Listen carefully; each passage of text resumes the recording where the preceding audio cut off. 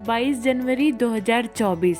अब ये डेट तो भारत के सुनहरे इतिहास के पन्नों में लिखा जा चुका है। जैसे भगवान श्री राम की लाइफ थी, उन्हें कितना ही स्ट्रगल करना पड़ा। जब बारी आई थी उनके राज तिलक की, तो उन्हें वनवास भेज दिया गया और वहाँ से उनकी धर्म पत्नी का हरण कर लिया गया। और भी ऐसे बहुत सारे दुख झेले थे भगवान राम ने। सेम वैसी ही स्टोरी हमें यहाँ पे भी नजर आई है कि लगभग 500 सालों बाद रामलला को न्याय मिला है, उनको अपना घर मिला है, अपना जन्म स्थान पे उनका अधिकार हुआ है। तो फाइनली आप सबको ये पता ही होगा कि 22 जनवरी को अयोध्या में प्राण प्रतिष्ठा हुई थी, और वो भी प्रधानमंत्री नरेंद्र मोदी के द्वारा, और उनकी पार्टी है भारतीय जनता पार्टी।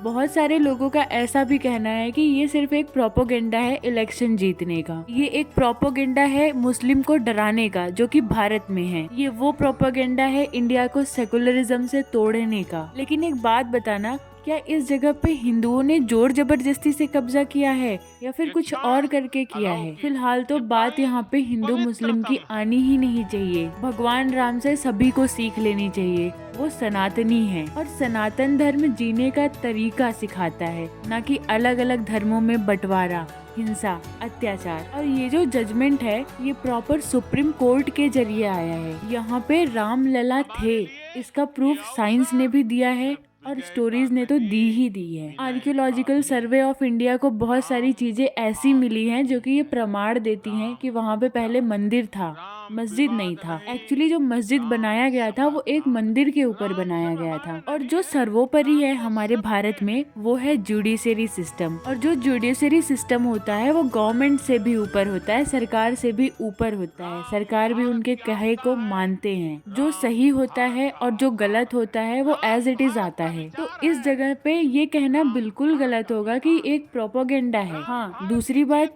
कि राम मंदिर का उद्घाटन तब हुआ जब बीजेपी का शासन था, और ये इसलिए हुआ कि बीजेपी का मोटिव भी बहुत सालों से राम मंदिर बनवाना था। तो इस बात में गलत क्या है? लोगों का ये भी कहना है कि इतने करोड़ रुपए लगा करके मंदिर बनवाया गया, इसके बदले हॉस्पिटल बनवाते, बहुत सारी चीजें बनवाते। तो मेरा उनसे ये कहना है कि आपके ये सारे थॉट्स तब कहाँ जाते हैं जब बाकी चीजें नहीं होती हैं।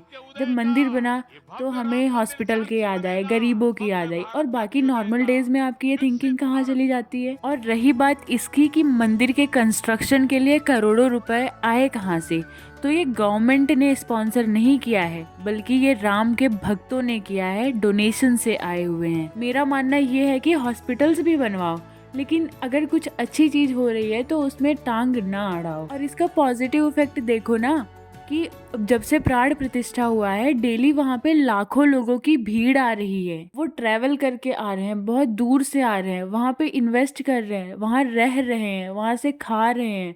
तो अल्टीमेटली उस एरिया या फिर वो स्टेट उत्तर प्रदेश जो है, उसकी जीडीपी ग्रोथ ही तो हो रही है। और अगर किसी भी स्टेट की जीडीपी ग्रोथ हो रही है तो अल्टीमेटली ये कंट्री में भी तो अपना पार्टिसिपेशन दे रहा है। इंडिया भी तो ग्रो कर रहा है। आपने देखा होगा कि जो सबके देवी देवता हैं, उनके जन्म स्थान प्रॉपर बने हुए हैं।